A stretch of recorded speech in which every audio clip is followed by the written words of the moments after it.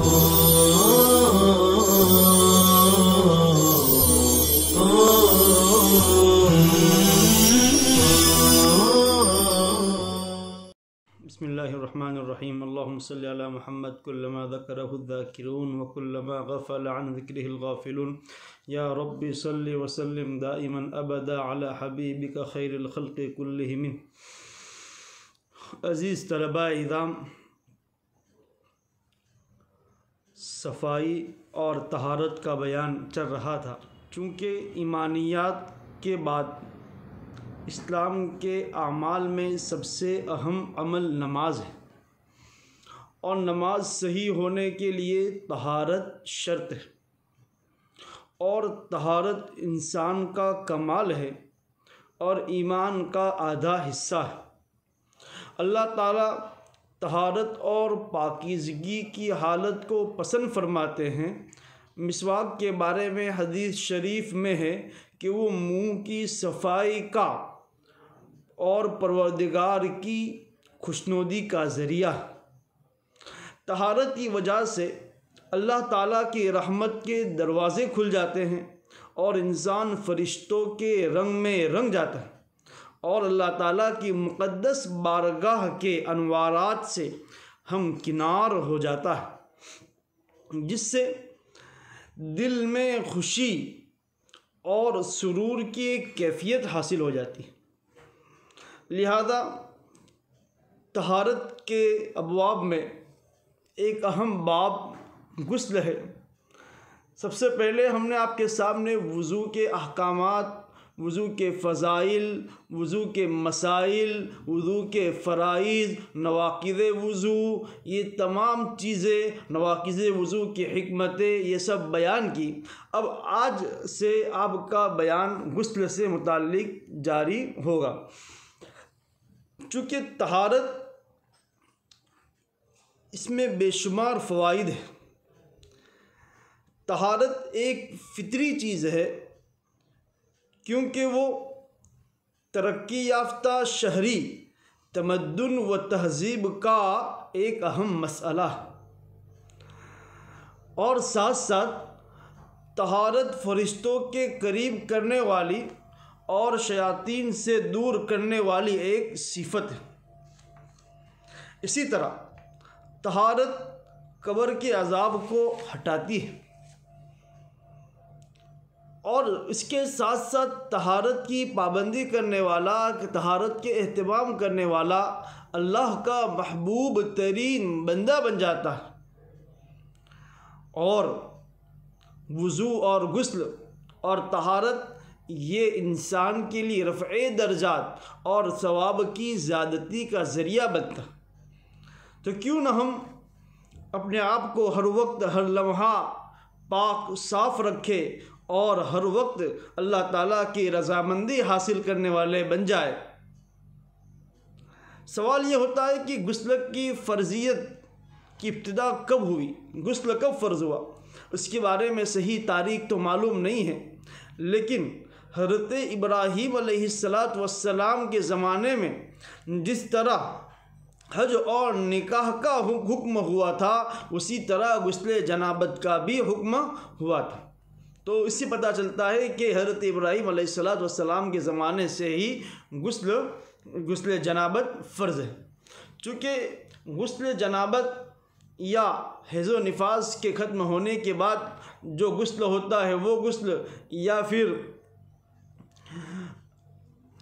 किसी ऐसी वजह से गुस्ल फ़र्ज़ हो जाता है कि अगर गुस्ल न करे तो इंसान नापाक हो जाता है। ये तमाम की तमाम चीज़ें तहारत से तो मुताल्लिक़ है।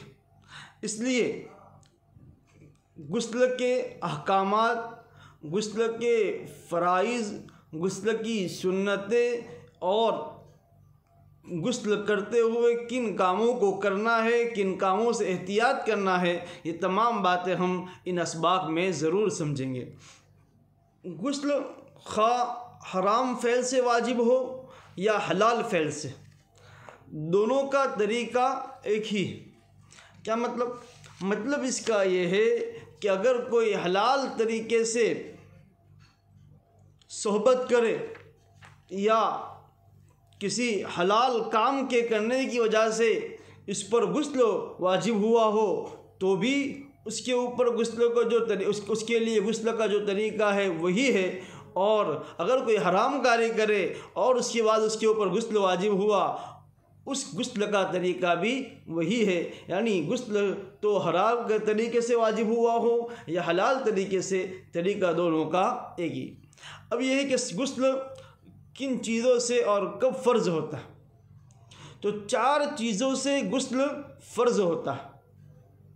4 चीज़ों के करने की वजह से गुस्ल इंसान पर ज़रूरी होता है। नंबर 1, जोश के साथ मनी निकलना। ख्वाब के अंदर या कुछ सोच रहे थे और सोचते सोचते जोश के साथ मनी खारिज हो जावे तो गुस्ल फ़र्ज़ हो जाता है। नंबर 2, मर्द की सुपारी का अंदर चला जाना, यानी सोहबत करते वक्त मर्द की शर्मगाह का अगला हिस्सा औरत की शर्मगाह में दाखिल हो जावे तो मनी खारिज हो या न हो, बस दुखूल से ही गुस्ल फ़र्ज़ हो जाता है। नंबर 3, हैज़ का खून बंद हो जाना। माहवारी का खून, हर महीने जो औरत को खून आता है, खून आने से औरत नापाक हो जाती है और इन अय्याम में वो न नमाज़ पढ़ सकती है, न रोज़ा रख सकती है और न कुरान पाक को और कुरान पाक की आयतों को छू सकती है। लेकिन जैसे ही अय्याम ख़त्म हुए, जैसे ही उसका खून बंद हुआ, उस पर गुस्ल फ़र्ज़ हो जाता है। और नंबर 4, निफास का खून बंद होना। विलादत के बाद जो औरत को खून आता है, जिसकी कम से कम जिसकी ज़्यादा से ज़्यादा मुद्दत 40 दिन है, इन अय्याम में खून बंद हो जावे या 40 दिन के बाद खून बंद हो जावे, अब उसके ऊपर गुस्ल फ़र्ज़ हो जाता है। अब गुस्ल के आदाब में एक ये है कि क्या गुस्ल खड़े खड़े करे या गुस्ल बैठकर करे। उसका जवाब ये है कि गुस्ल बैठकर करे या खड़े होकर करे, दोनों तरह जायज़ है।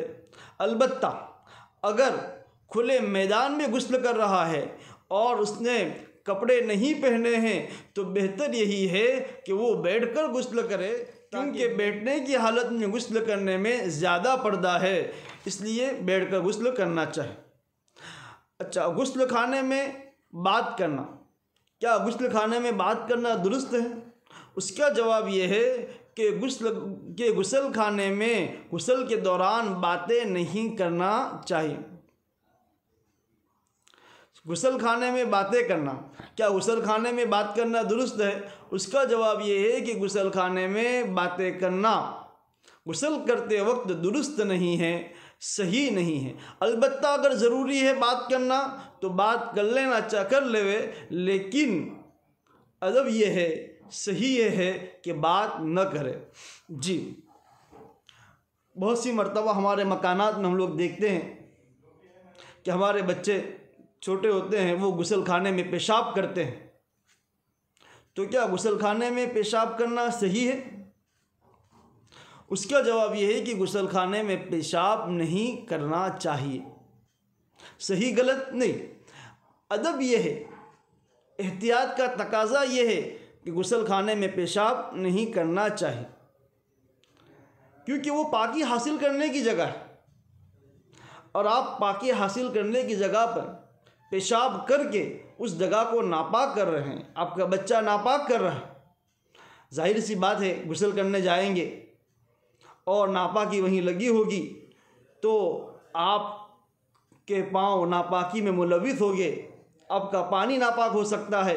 इसलिए गुस्ल खाने में पेशाब करने से एहतियात करना चाहिए। और अगर कभी कोई बच्चा पेशाब कर लेवे तो उसको अच्छी तरह पाक साफ कर लेना चाहिए। गुस्ल के सही होने की क्या शर्तें हैं? नंबर 1, अगर कोई उज़्र नहीं तो पूरे जिस्म के ज़ाहिरी हिस्से पर पानी पहुंच जाना चाहिए। ये गुस्ल के फ़राइज़ में। अगर किसी उज़्र के बगैर जिस्म के ज़ाहिरी हिस्से में बाल बराबर कोई जगह खुश्क रह जाएगी तो गुस्ल सही नहीं होगा। इसलिए कि गुस्ल के अंदर इंसान के ज़ाहिरी आज़ा के एक एक हिस्से का कामिल तौर पर धोना ज़रूरी है। अगर बाल बराबर भी सूखा रह जाए तो आपका गुस्ल नामुकम्मल होगा। इसलिए गुस्ल करते वक्त इस बात का एहतमाम करना चाहिए कि दौरान गुस्ल कोई भी उज़्व सूखा न रहने पाए या जिस्म पर ऐसी चीज़ का न होना जिसकी वजह से जिस्म तक पानी न पहुंच सके। जिस्म पे कोई ऐसी चीज़ लगी हो जो आपकी चमड़ी तक पानी को पहुंचने से माने होती है। मिसाल के तौर पर जिस्म पर चर्बी या खुश्क मोम या रंग या मछली का छिलका या फेविक्विक या सॉल्यूशन या आटा, इस जैसी कोई भी चीज़ हो या तंग अंगूठी उंगली में पहनी हुई हो जो आपके जिस्म तक पानी को पहुंचने से रोकती है तो आपका गुस्ल नहीं होगा। लिहाजा गुस्ल करने से पहले उन चीज़ों को अपने आज़ा से दूर करना ज़रूरी है जो चीज़ें इंसान के जिस्म तक पानी के पहुंचने से माने होती है और रुकावट बनती। फेविक्विक लगी हुई है उसको पहले दूर करो, आटा लगा हुआ है उसको पहले दूर करो, औरत है नाखून पे नील पॉलिश लगाई हुई है पहले उसको दूर करो। अगर उसके होते हुए आप गुस्ल करते हैं तो आपका गुस्ल नामुकम्मल होगा, बल्कि गुस्ल हुआ ही नहीं। इसी तरह कानों में तंग बालियाँ हो के सुराख में पानी पहुंचने से माने हैं, बालियाँ तंग है कि वो सुराख तक पानी पहुंचने से माने हैं, तो उस सूरत में भी आपको उन चीज़ों को हरकत देना या कोशिश करना ज़रूरी है कि उन हिस्सों तक पानी पहुँचे जहाँ पानी पहुँचना दुश्वार है। इसी तरह जिन चीज़ों से गुस्ल वाजिब होता है गुस्ल की हालत में उन चीज़ों का न होना। मिसाल के तौर पर कोई औरत अय्याम हैज़ में माहवारी जारी है, अब आप गुस्ल कर रहे हैं पाकी हासिल करने के लिए, तो ये आपका गुस्ल सही नहीं। क्यों? इसलिए कि नापाकी और हैज़ जो आपके गुस्ल के लिए माने हैं उसके अय्याम चालू है, और अगर आप इन अय्याम में गुस्ल करते हैं तो आपका गुस्ल सही नहीं होगा। इसी तरह निफास यानी बच्चे की पैदाइश के बाद 40 दिन के अंदर जो खून आता है वो अय्याम जारी हो और उन अय्याम में अगर कोई पाकी हासिल करने के लिए गुस्ल करे तो उसका गुस्ल सही नहीं होगा। जी, गुस्ल के फ़राइज़ किताब के सफ़ा नंबर 46 के ऊपर गुस्ल के फ़राइज़। गुस्ल के 3 फ़राइज़ है जिनमें से कोई एक फ़र्ज़ भी छूट जाए तो गुस्ल नहीं होता। वो फ़राइज़ ये है। गुस्ल के 3 फ़राइज़, इन तीनों फ़राइज़ पर अमल करना ज़रूरी है। अगर इनमें से कोई एक फ़र्ज़ या उस फ़र्ज़ के अंदर कोई कमी रह जाए तो गुस्ल सही नहीं होगा। नंबर 1 कुल्ली करना, और अगर रोज़ा न हो तो गरगरा करना, यानी मुंह में पानी लेकर मुंह में अच्छी तरह घुमाना, इसे गरगरा कहते हैं। रोज़े की हालत में गरगरा करना ये हलक तक पानी पहुंचने का खदशा होता है, इसलिए गरगरा करने से मना किया। लेकिन अगर रोज़ा नहीं है तो गरगरा करना सुन्नत है ताकि अच्छी तरह मुंह में पानी घुमाए और अच्छी तरह मुंह की सफाई हो जाए। नंबर 2, नाक में पानी डालना यहाँ तक कि नाक का नर्म हिस्सा अंदर से तर हो जाए। नाक के ये जो नर्म हिस्सा यहाँ होता है, जहाँ नर्म हड्डी होती है, वहाँ तक पानी पहुँचाने की कोशिश करे ताकि अच्छी तरह सफाई हो, और नाक को अच्छी तरह साफ़ करना चाहिए। ये चीज़ें वुज़ू में सुन्नत है।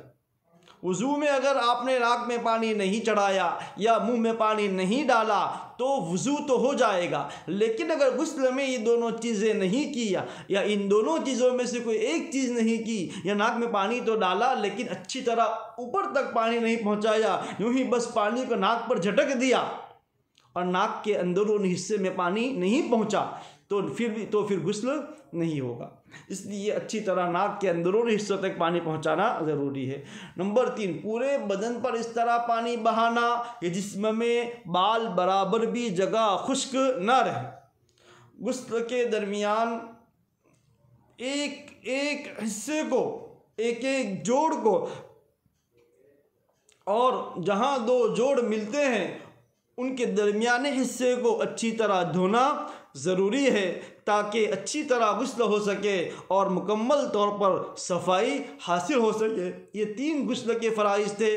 नंबर 1, कुल्ली करना, नंबर 2, नाक में पानी डालना, और नंबर 3, पूरे बदन का अच्छी तरह धोना। ये 3 फ़राइज़ है गुस्ल में। इन तीनों फ़राइज़ को अच्छी तरह याद करें और आइंदा असबाक को भी ध्यान से सुनते रहे। गुज़श्ता जो असबाक गुज़रे हैं उनको भी दोबारा सुनकर उनके अंदर उन असबाक में अगर आपको कोई बात समझने में दुश्वारी हुई है, आप हमसे ज़रूर रब्ता करें। वस्सलामु अलैकुम वरहमतुल्लाहि वबरकातुहू।